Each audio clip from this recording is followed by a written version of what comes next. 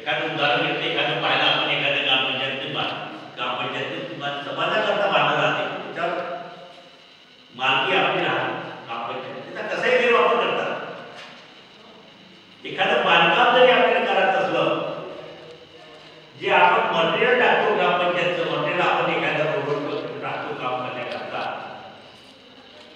ते काम जर ग्रामपंचायत करून राहिली असेल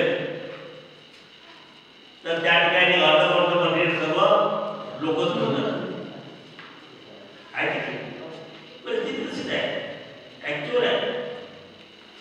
हेच काम एक ठेकेदार करत असत तर त्याचं मटेरियल कोणी घेत नाही. पण आपल्या ग्रामपंचायतचं मटेरियल अर्ध तर लोक आपण घेऊन जातो. ग्रामपंचायत का फरक पडला गेले तरी काय आपलंच आहे. अरे हो, तुमचंच आहे ना, ते तुमच्याच पैशातून आणलेलं आहे, लोकांच्याच पैशातून आणलेलं आहे, तुमचंच आहे. ते जोपर्यंत आपण समजणार नाही तोपर्यंत आपल्याला त्याची किंमतच येत नाही.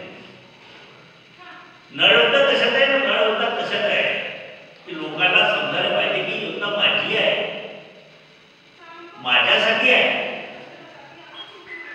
मी याचा वापर चांगला करायला पाहिजे, मी याचा वापर चांगला करायला पाहिजे.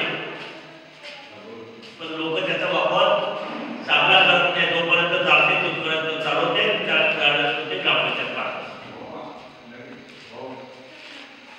त्याच्यामुळे लोकांना हे समजलं पाहिजे काही योजना आमची आहे, आपल्याकरता तयार केलेली आहे, आपल्याकरता आहे.